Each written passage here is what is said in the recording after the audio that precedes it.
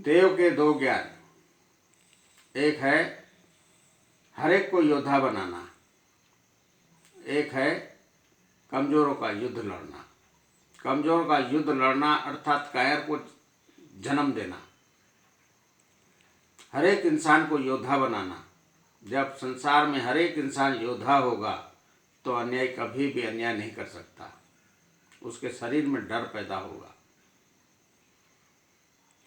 अन्याय के शरीर में डर नहीं, वो देखते हैं इनको 4 पैसे दे दो और अपने फेवर में कर दो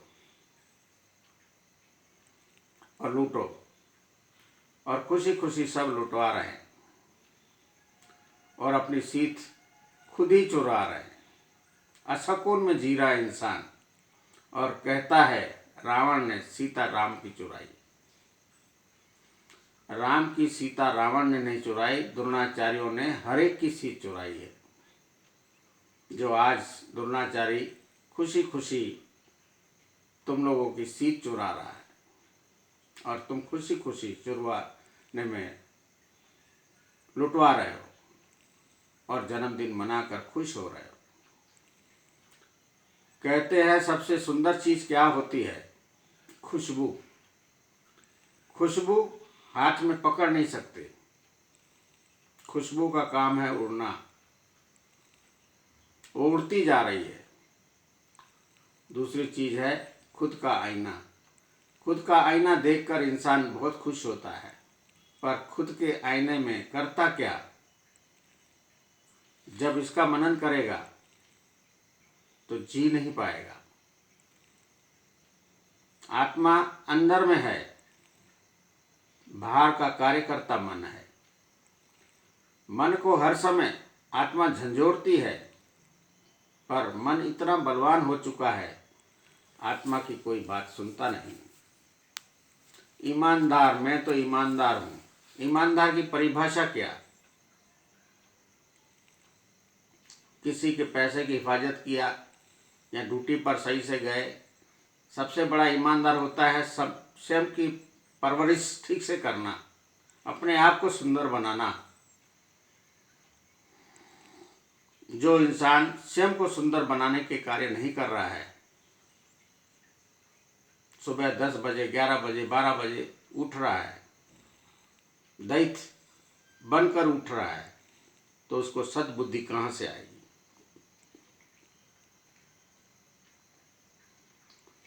न सिमरन करता है, न योगा करता है, न खाने पीने में नियंत्रण है।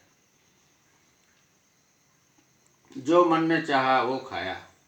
उसको मालूम है जो हम खा रहे हैं इसमें नुकसान है, फिर भी खाया जा रहा है, क्योंकि जीने का शौक नहीं।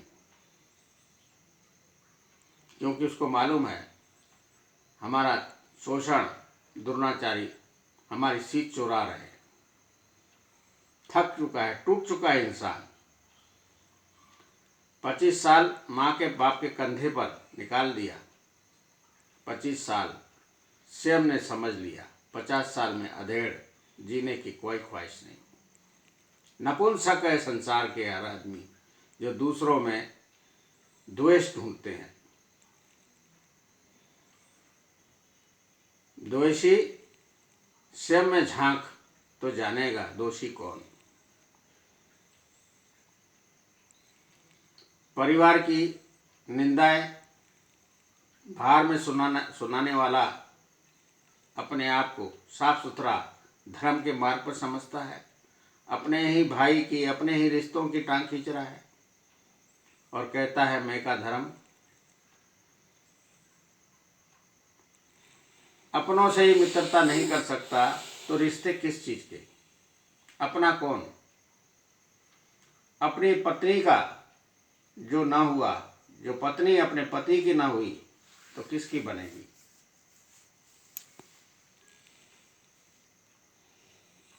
ये सवाल है हर एक इंसान के सामने में। दोषी कौन? ढूंढ के लिखो, दोषी कौन? संसार का एक व्यक्ति भी दोष मुक्त नहीं है। संसार का हर एक इंसान दोषी है, क्योंकि सबसे बड़ा दोष उसने परिवार का ही किया है।